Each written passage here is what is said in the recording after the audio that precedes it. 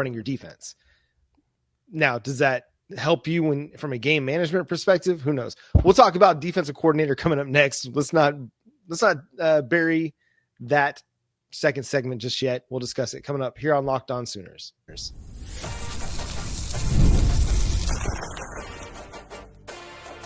You are Locked On Sooners, your daily podcast on the Oklahoma Sooners. Part of the Locked On Podcast Network, your team every day. And thank you for making Locked On Sooners your first listen every single day. Shout out to all the everydayers out there. Tune in and subscribe to the show wherever you get your podcasts. We're free and available on all podcast platforms and on YouTube. So hit that subscribe button and that notification bell to let you know when new episodes drop. So Jay, where do you think the Oklahoma Sooners are going to go with their defensive coordinator search? Me personally, what makes the most sense, I put a tweet out there about this, and I said, you lose Zac Alley, who's your linebacker coach, promote James Skalski, move him up, the Clemson linebacker that came in as an analyst. He's been there for a couple of years. I say promote him, and I try to talk either Brandon Hall or Todd Bates into being your defensive coordinator.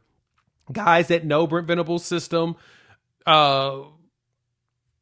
Brandon Hall has actually been a DC. He's like 7 years of experience of actually running a defense.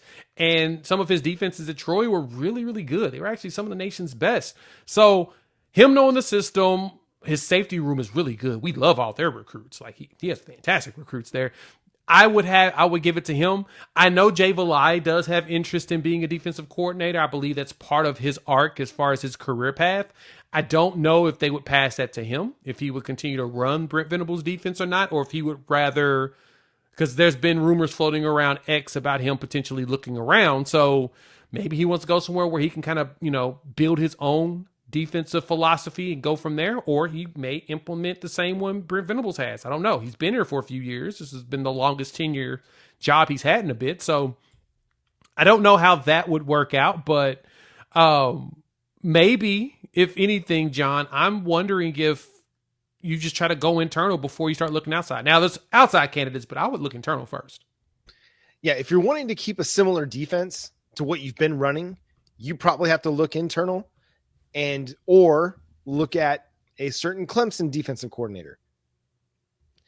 If you're wanting to keep the same defense, if you're willing to adjust and just run whatever, which I don't know if Brent Venables is willing to do that or not. A lot of guys are pretty strict about what they want out of their offense and their defense. Brent Venables, out of his defense, is probably going to want something similar to what he's been running for 25 years. It's had a lot of success. So I imagine that an internal look is going to be where they go, but it wouldn't surprise me if they do look at the Clemson defensive coordinator, Wes Goodwin. I know that there's a lot out there that, okay, maybe he's an intriguing candidate for some. I'm not 100% sold on the idea simply because of what has happened the last two games.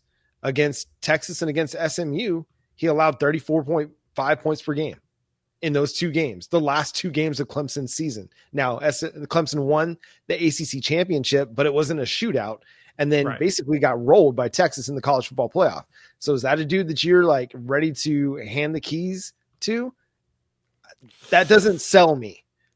There are going to be a lot of intriguing options. And as much as Oklahoma is looking like a sinking ship, I don't think it is, but it looks like that to a lot of people. It's still Oklahoma.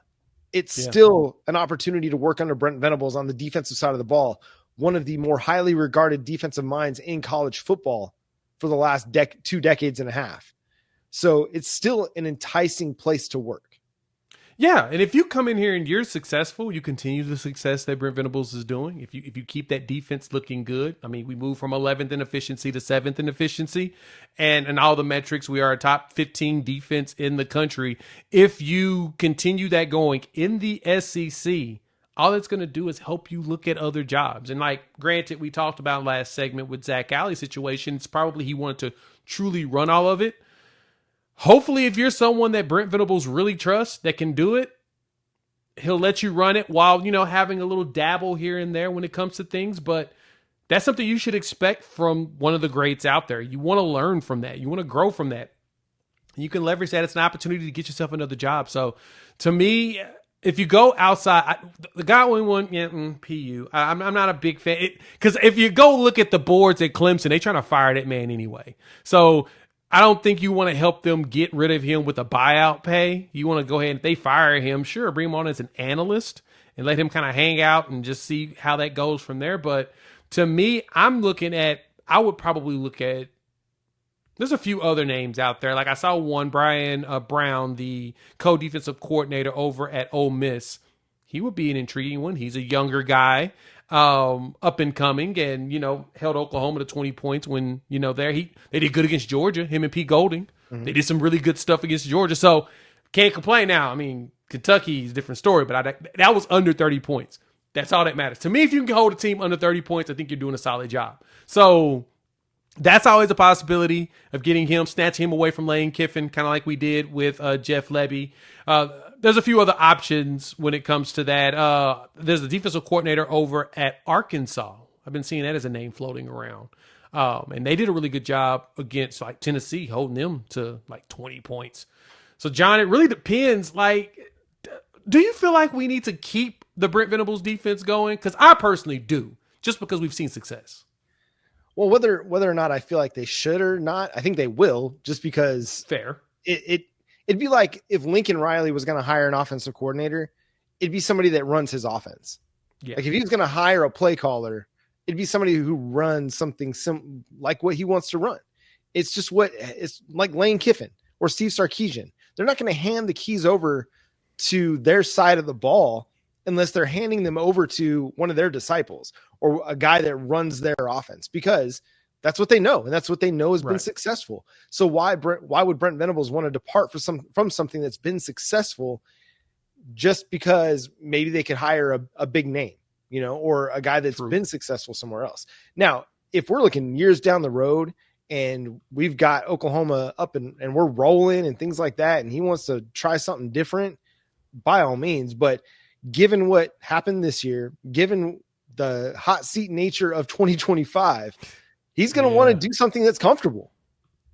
And he's not going to want to depart from something that's comfortable. He's going to want to be all in and expect his defense to take another step. And I expect it's going to take another step. I think it's going to be really good again. Even though you lose Danny Stutzman and Billy Bowman and Ethan Downs, I think it's still going to be really good because of all the guys you've got on your defense that are really good players. So I don't think they need to depart from a Brent Venables defense. I don't think he will, because it's been successful.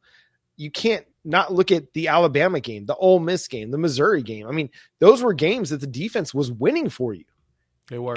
But you just didn't have an offense that could sustain drives or sustain their momentum from the first half to the second half, or you just give it away like you did against Missouri.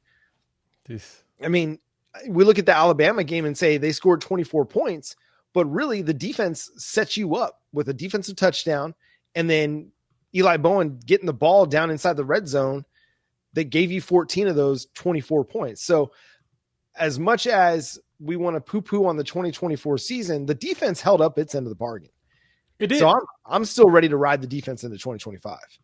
Same. I'm ready to ride this exact same one we have, this whole setup. I don't want it to change because, like you said, they've done their job, and that's all that matters.